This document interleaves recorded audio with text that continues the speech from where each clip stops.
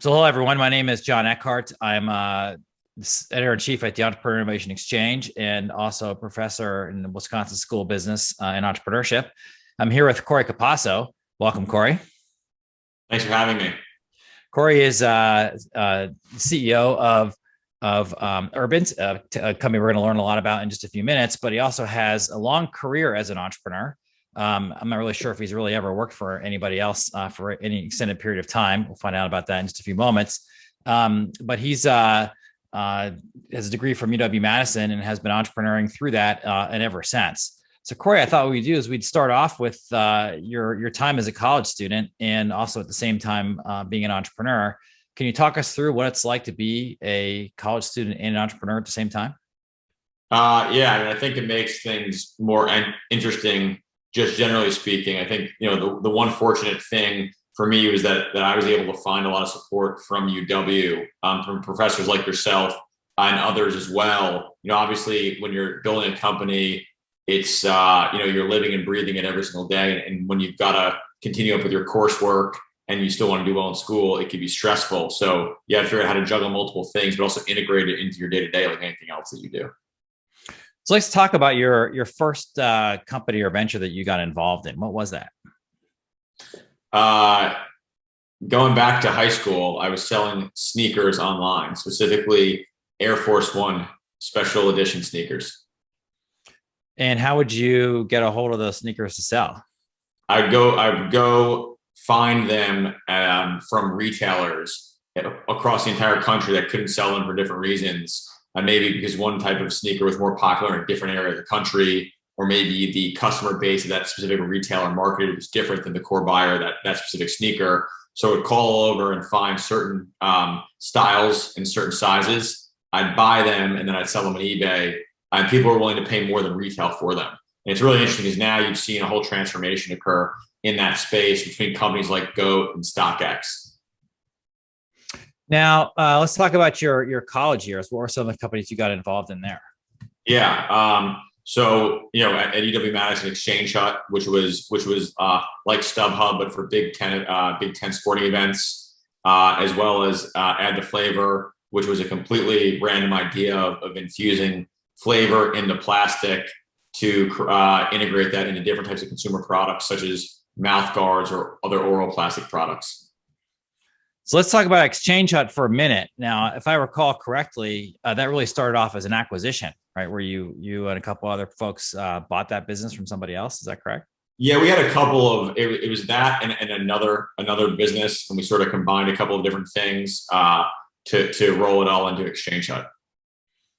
And how did Exchange Hut turn out? It turned out okay. We wound up selling the business to an advertising platform for college students. At its peak, we had about 12 million page views per month. So quite a bit of traffic from a very attractive market for advertisers, which is the college students. So it did okay.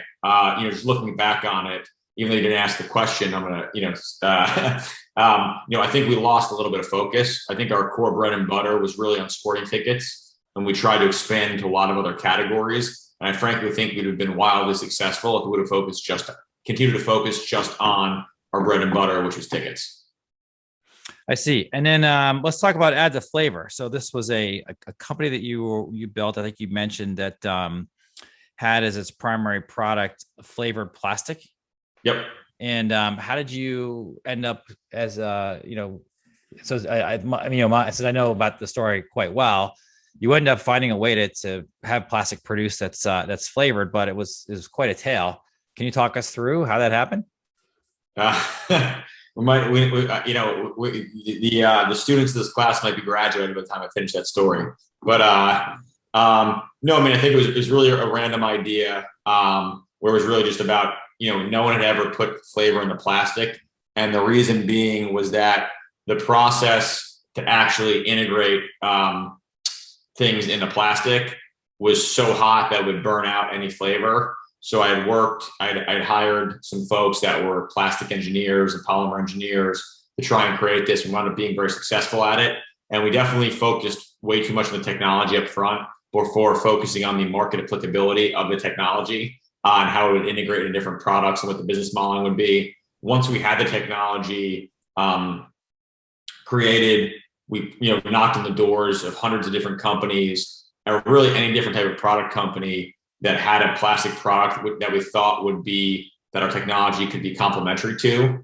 And what we realized was if we were to license out the technology, which was the initial business model we pursued, it took a very long time for a product from the market, and we were paid by a royalty fee, which means by the time we got paid the royalty fee, it was just a very long sales cycle, and then time to revenue was really long. So what we wound up doing was really focusing the company. We had a list around 100 different products that we thought our technology could be integrated to, going from, like I said, mouth guard to water bottles to pet toys. And we wound up focusing the company around what we thought was our number one product for a variety of different reasons and that really met a specific list of criteria from everything we learned from talking to 100 different companies. And that was an athletic mouth guard. That had to do with the fact that it was a product that you kept in your mouth for a long period of time. It generally had a bad taste to it.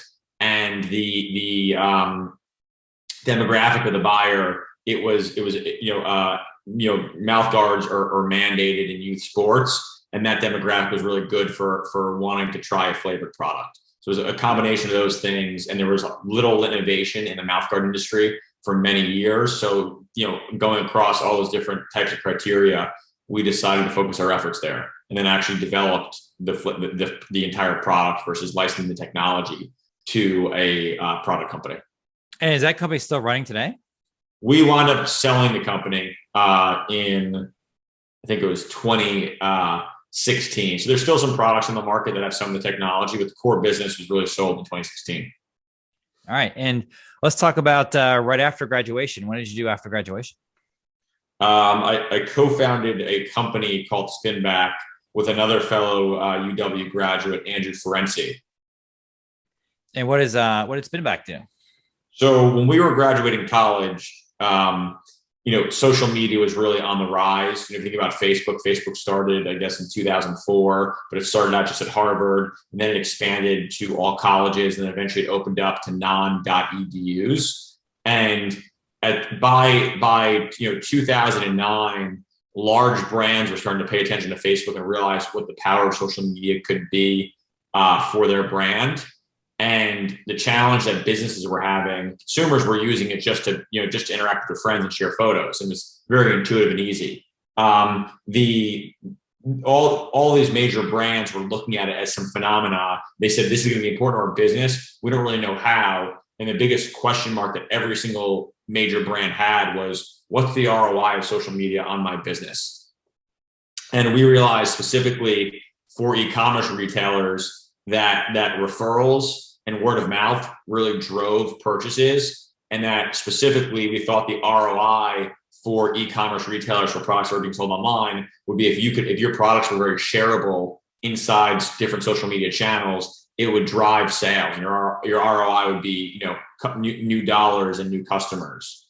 So we had built out a analytics platform that allowed e-commerce retailers to measure the impact of social media to their business and really understand the additional revenue they would generate from social. So let's just talk through these companies for just a moment here. You have you're selling sneakers online, then you're selling tickets through an online platform, also some books and other products with Exchange Hut. Then you're doing basically plastics or research and development, and then products related to that, licensing related to that. Then you have this social media analytics company for advertisers, essentially, to have a better understanding of what their costs are and what their ROI, their return on investment, is when they're advertising online. These companies all sound, at some level, very different, especially the plastics company, which is certainly an outlier in this space. How do you thread them all together, or why did you end up doing these things that are just so different? So I don't think you thread them all together. I think you could thread together. I think, I sort of look at it as, fast forward to today, my career is enterprise software, and I've got my hobby is consumer products. I think that's really the difference. I think it's very easy to thread Exchange Hut into Spinback. because what we were doing at Exchange was we were leveraging the power of social media to market our ticketing website to college students. So we realized the impact of what social media could do for your business if you knew how to effectively market on Facebook. And Spinback was sort of a variation of that. We said, okay, my firsthand experience in leveraging social media to drive marketing for an e-commerce website, that could be applied in a different capacity with Spinback. And so there was a common thread there. There were other things related to Spinback that led to that idea being conceived, but there's definitely a linkage there between the two. Completely agree with you. Add the flavor, totally random. I think, as an entrepreneur, you just have different ideas and you try out different things. I think there are some entrepreneurs you find out that like to try different things, and there's some entrepreneurs that find one thing, they really clearly identify it and define what they want to do. They do that one thing really, really well for a very long period of time. So what's, do you have a background in plastics, like plastics engineering, like a side hobby there? No. So what, like in your mind, like what is the role of the entrepreneur? Like what are they doing how do you see what you do? Well, I mean, I think, step one is, the role of the entrepreneur from day one is identifying the problem and having a vision for how you're going to solve that problem. And then it's leveraging your core skills that are unique to you as an entrepreneur, and then pulling together the resources to deliver on that vision. And that really starts off with, from the product and then expands from there. So maybe more of like an organizer, someone that kind of sees the problem and then kind of organizes the venture or people around it to get it accomplished. I used to call it, putting together a jigsaw puzzle. There's different pieces that have their place and fill in different parts of the puzzle. And as an entrepreneur, what you're essentially doing is you build a business, you're putting together the jigsaw puzzle. You're not only identifying the pieces, but you're also putting them together. So there's one argument people often think about, especially MBA students, which is, go work in industry for a little while, get some experience, and then start a business once you're, let's say, more of a business person. And you obviously didn't take that path, to the complete opposite of that. What are your thoughts on that, and what made you feel comfortable not to go down this path of becoming a business person first? Well, I think it all relates to your personality. There are entrepreneurs that have went and worked corporate careers for many years, and then maybe when they were 45 years old, decided to become an entrepreneur, and they've been wildly successful and built some of the largest companies in the world.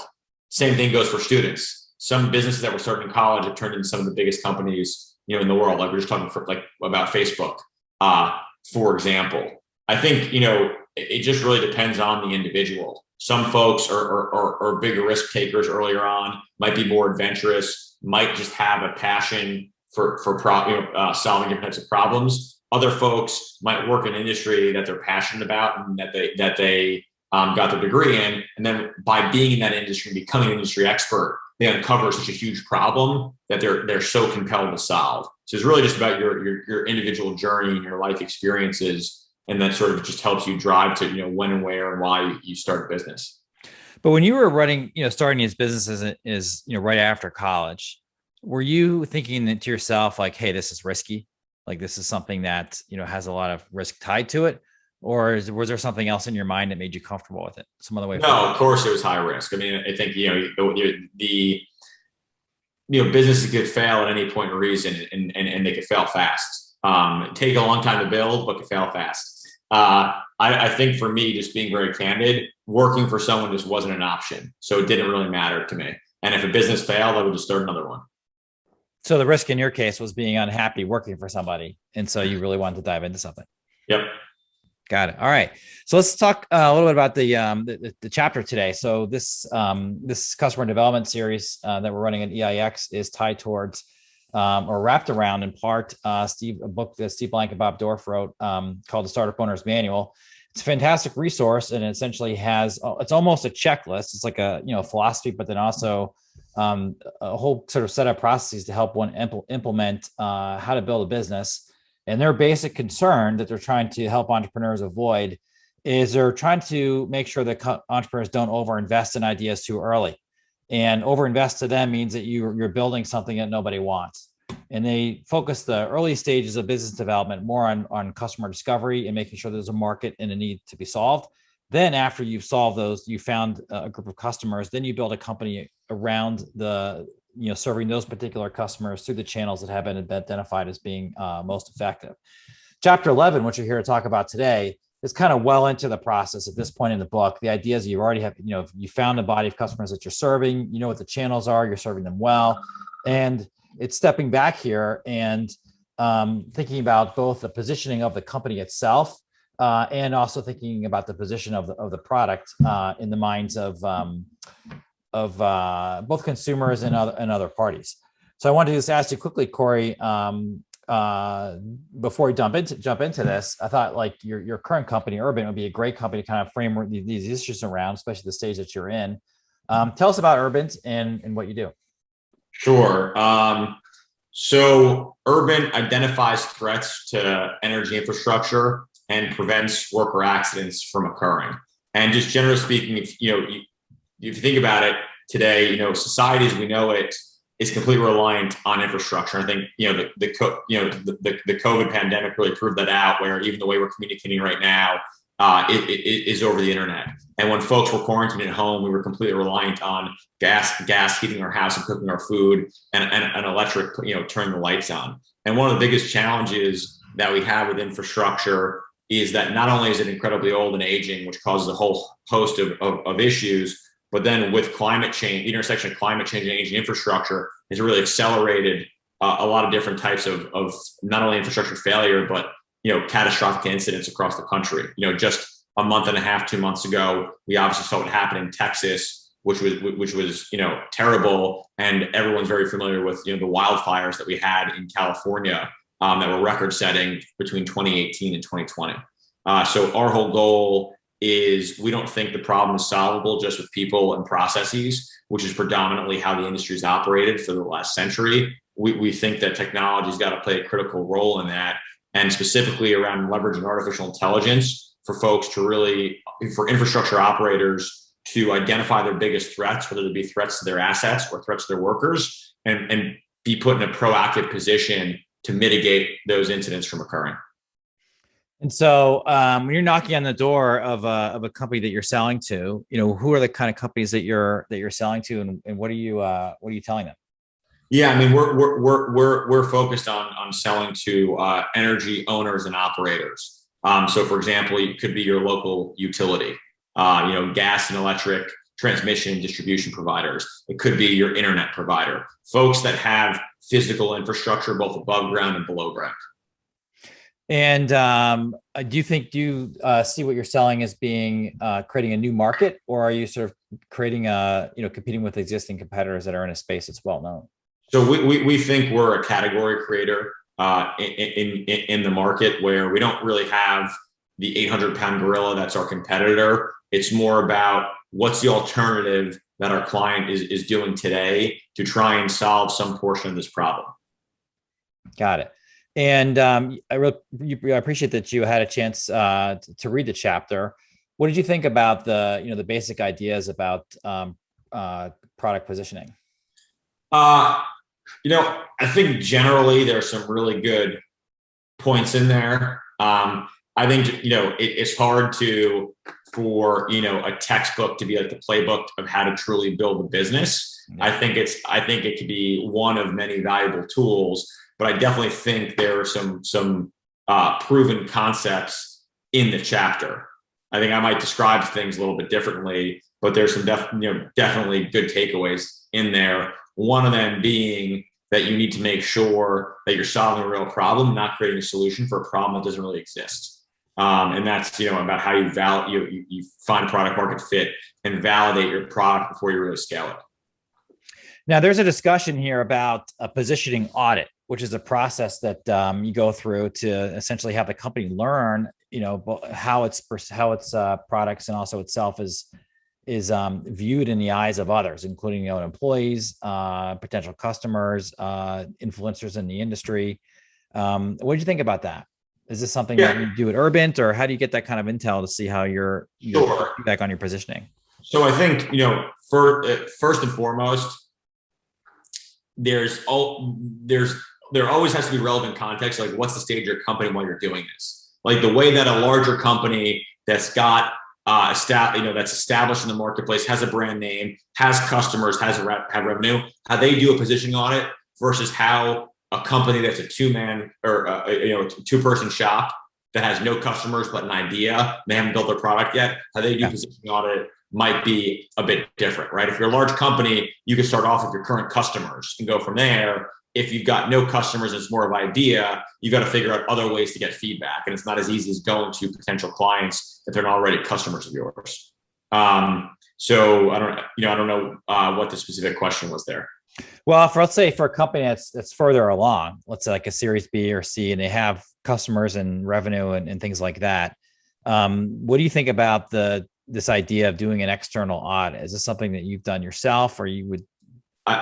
I think it's something, frankly, I don't think, we do it all. If you read I know that there was sort of an external audit questionnaire in the chapter. Yeah. And if you I don't think about that as a positioning audit. If you're, a growing company, you're constantly iterating on your positioning and your customers learning more. So this is something that's an ongoing iterative process that's integrated into different departments within your organization. Like when you're talking about, what type of recognition do you have? You should know that by, do you get mentions in industry trades? Do you get, referrals coming in from your website or inbound inquiries from your website? Are you mentioned in any analyst reports? What do your customers say about you, which might be through engagement surveys with customers or third-party references? So I think, there's different ways to integrate this into different parts of the organization. And it's really, it's a combination of both, sales, marketing, but product as well.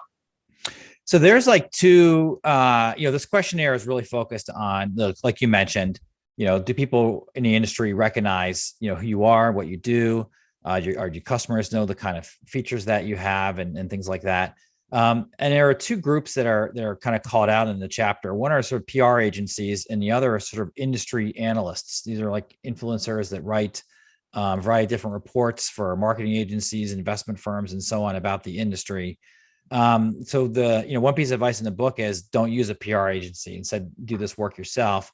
What are your thoughts on that? Have you used a PR agency as part of your work? And if yes, what's the best way to work with one? Sure. So I disagree with the way that they reference using a PR agency in the chapter. And I agree with the reason that they said you should not use a PR agency, but I disagree with the fact that you might consider using a PR agency for that, right? And in the chapter, they talked about, using them more as marketing folks versus public relations folks. And if, we use a PR agency to really help with, keeping and maintaining relationships with certain reporters or industry analysts to get incorporated into different types of stories, whether it be about your brand, your product, or about your customer base. I think generally speaking, when you're a startup company, how you position the company's gotta really be led by the founder and CEO of the company. You've got to roll up your sleeves and sort of figure it out. I think as it relates to analysts, I think analysts are a part of that process, and you have to understand what value you can extract from an analyst, right? So first and foremost, analysts tell you what have already transpired. They're not innovators. They're not reporting on the future. They're really reporting on what exists today. So what does that mean? They're really good eyes and ears in the marketplace as it relates to what are other offerings that are out there? How are other vendors differentiating themselves? What are things or trends that customers are asking for or that are happening in the marketplace? And you could get really useful feedback in there, but having an analyst tell you whether or not you have a good idea is not something that I might listen to an analyst for. As it relates to, again, like information and statistics about the market, those are great things to extract from an analyst. Got it. And what's some of your advice on how to best work with a PR agency? Yeah, I mean, I think early on when the company is initially starting off, the initial PR should be done by the founder. Reporters, if you're talking about using a PR agency for the sake of a reporter or industry relations, you want to start very targeted.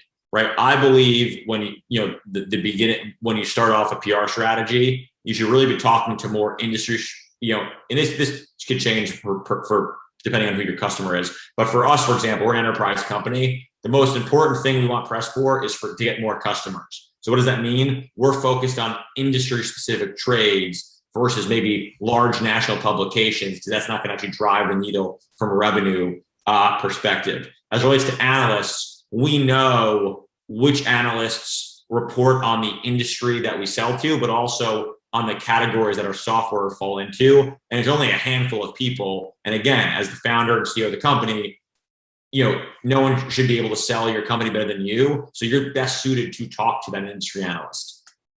So I think to start, John, just bring it full circle, I think, it's okay to have some conversations with industry trades, as well as establish some analyst relationships.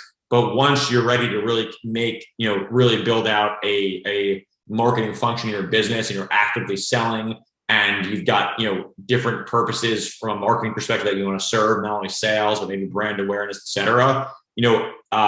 PR agencies can help you get into certain doors, set up introductions, and allow you to have sort of an ongoing strategy. However, I think the general evolution that you see of that is, the founder starts to do it early on just to make some introductions. Plus, PR agencies are really expensive. The ROI is unclear. A lot of startups don't want to. It's not a good spend. It's not a good way to spend capital on PR agency. So early on, the founder does it. Then maybe you're getting some traction and you know what the ROI is, but you're not ready to bring it in-house yet. So then you hire a PR agency on a retainer. And then once you're at the point where wow, this really needs to be a full-time function, then you hire a full person and bring it in-house, because it's actually cheaper and higher returns to do it that way. So I think there's sort of an evolution of how that falls into your overall PR strategy. Got it. And it used to be the case, back in the day, that one thing that a PR agency would do is they would get you written about in different trade magazines. They get an article. They work with different magazines and get some mention of you, or an article placed about you in an influential magazine. That would really help you a lot. Is this still, something that's important to work with a PR agency to sort of get coverage in places where it's difficult to get recognized? Well, man, I think just generally speaking, you want your brand and your name and your value proposition to be in the influential trades or publications that your customers read.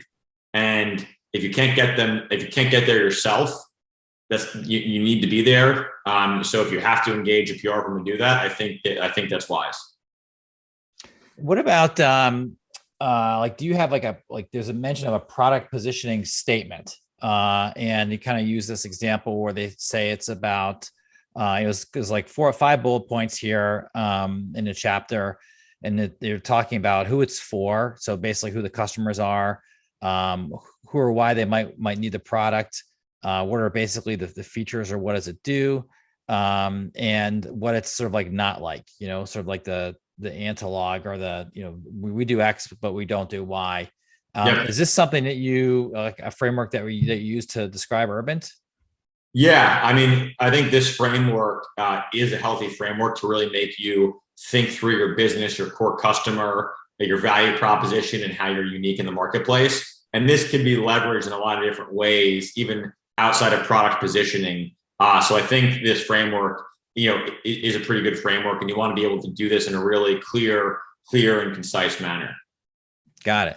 Then there's a whole section here about, what's a big concept in the book is that there are different kinds of startups, different markets, or different types. One version of it is you're pioneering a new thing that's never been seen before. And others, you're basically resegmenting a market, or you're building a niche, and so on.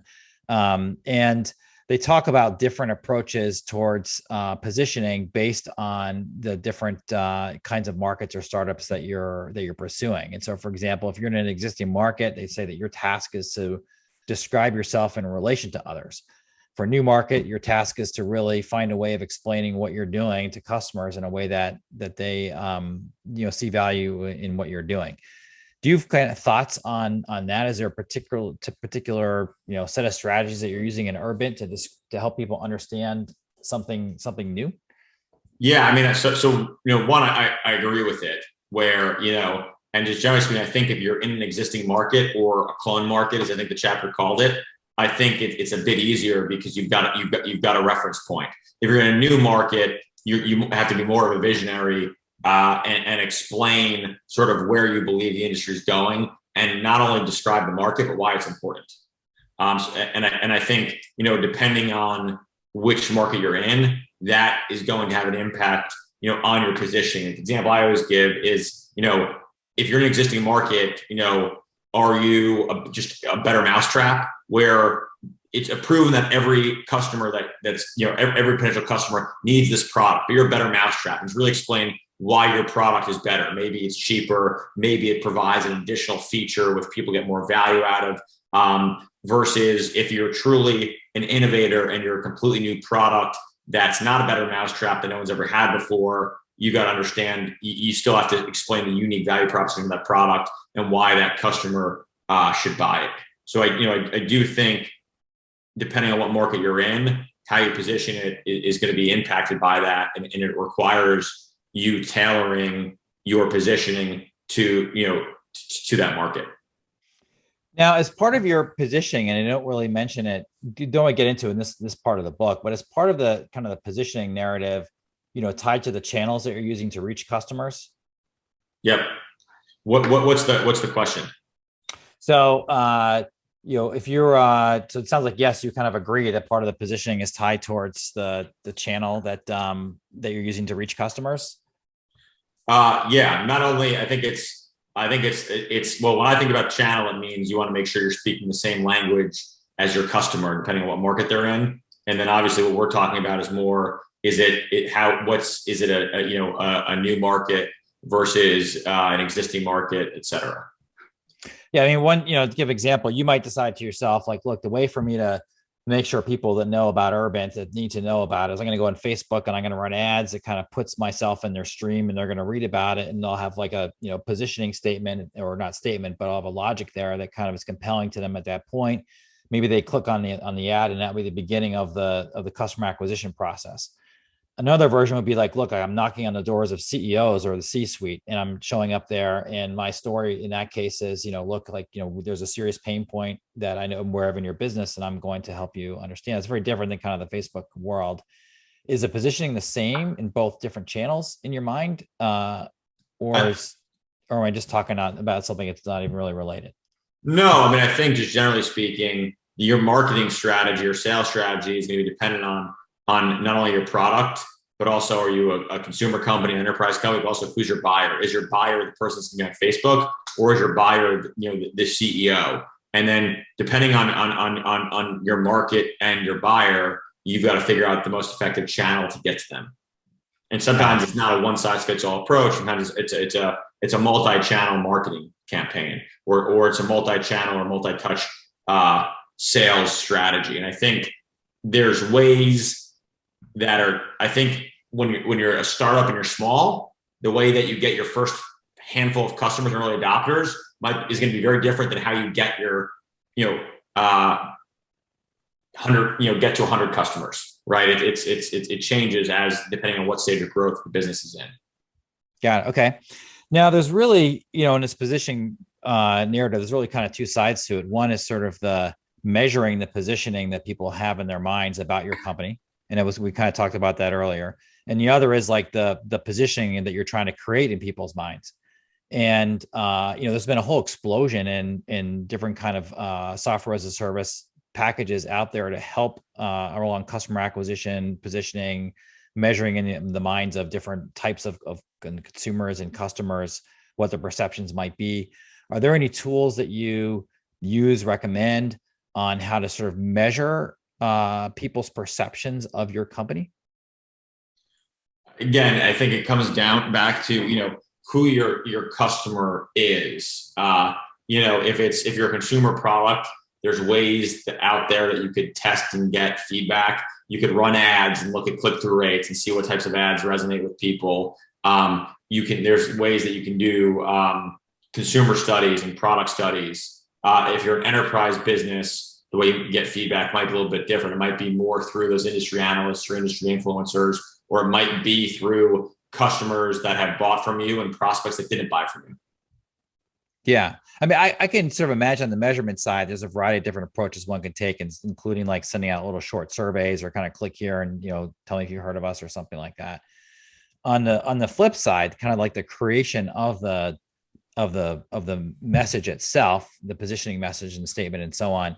No kind of software solution really comes to mind in my mind. But I thought I'd ask you, is there any tools that you use or that you're aware of that help people get a shortcut there? Because there has been an explosion of tools around marketing and customer acquisition and customer measurement on that side of the equation. But I don't know about on the sort of the creation of the message itself. No, I don't think so. I mean, I think that you're talking about sort of your brand ethos and like that stuff's core to starting your business. So like, I think that's got to come from within. I don't know of any tools that could help you come up with your messaging, but if there were one out there, I would be very curious to see how effective it was.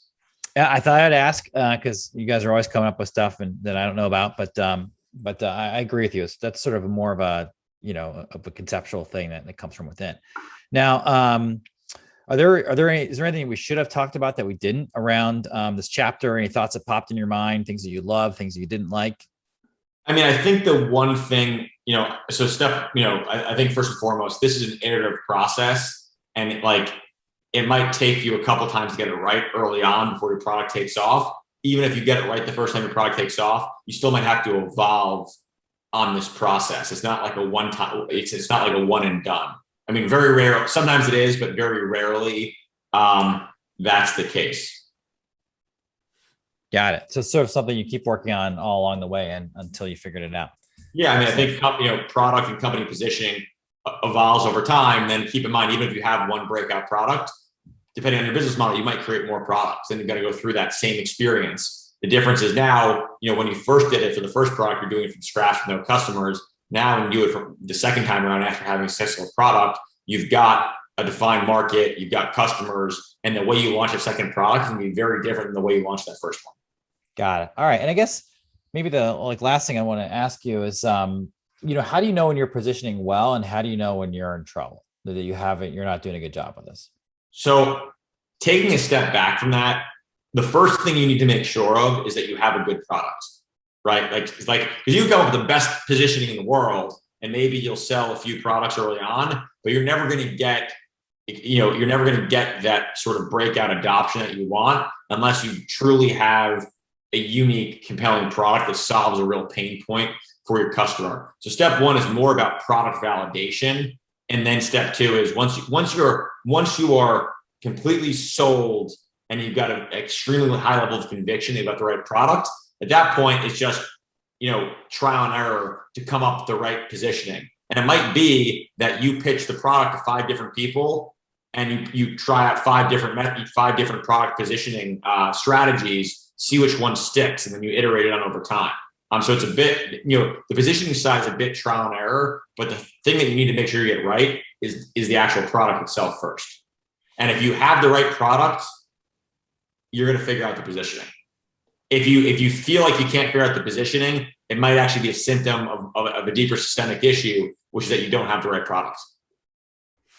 I got it. Okay. So it's more like if, you got the right product and then you're experimenting around the kind of messaging that works around the positioning, and then that's kind of your path to success. And I guess if it's not working, it's because, when you're sharing your positioning with people and you're trying to use it, it's not really resonating with the right group of customers. People don't understand what you're talking about or what you're doing. It's not really resonating with them. Is that kind of how you know when it's not working? Yeah. I think it's one, first you'll reach out to folks to try and get some feedback, which is more you're bouncing the messaging off them to see what they think. Then you're testing the messaging when you're trying to sell it, and you're going to know whether or not people buy from you. So whether or not people buy is one metric. If they buy, you can then ask them the feedback. What do they think of the positioning? That's another metric. And then it comes through different comes in different ways.